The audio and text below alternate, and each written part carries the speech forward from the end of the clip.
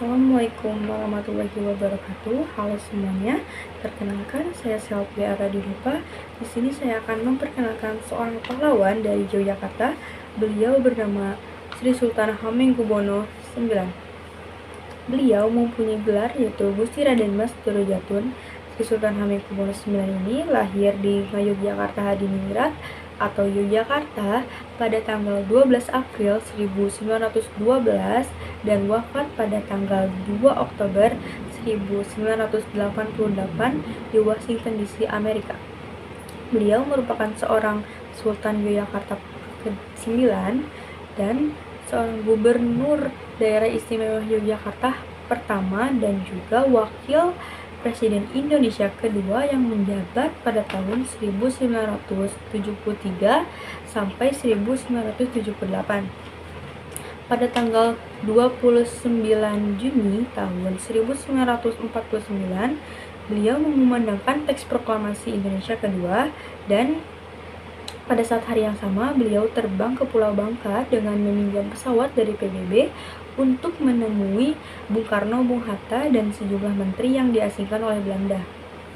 Sri Sultan Hamengkubuwono tahu bahwa Soekarno, Hatta, dan Republik Indonesia tidak mempunyai modal untuk membangun pemerintahan. Sri Sultan Hamengkubuwono IX ini menyumbangkan harta pribadinya untuk membangun republik ini. Tangan kanannya masuk ke dalam saku kirinya dan keluarlah selembar cek dan tertera di situ angkanya adalah 6 juta golden. Ini Bung Karno, uang pribadi saya. Uang ini cukup untuk mengoperasionalkan Republik Indonesia. Dan ternyata APBN Indonesia pertama kali adalah uang pribadinya Sri Sultan Hamengkubuwono IX. Mengapa seorang Sri Sultan yang hidupnya sudah mapan dan mempunyai negara sendiri rela menyerahkan tahtanya dan bergabung dengan Republik Indonesia ini? Ia juga bahkan meminta kepada pendiri bangsa Indonesia untuk memindahkan ibu kota negara dari Jakarta ke Yogyakarta karena kondisi Jakarta pada saat itu tidak aman. Sri Sultan Hamengkubuwono IX ini dinilai memiliki pandangan yang visioner dan global karena ia bersekolah di Belanda.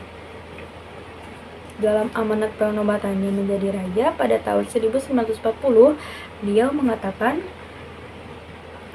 walaupun saya telah menganut pendidikan barat yang sebenarnya, saya adalah dan tetap adalah orang Jawa.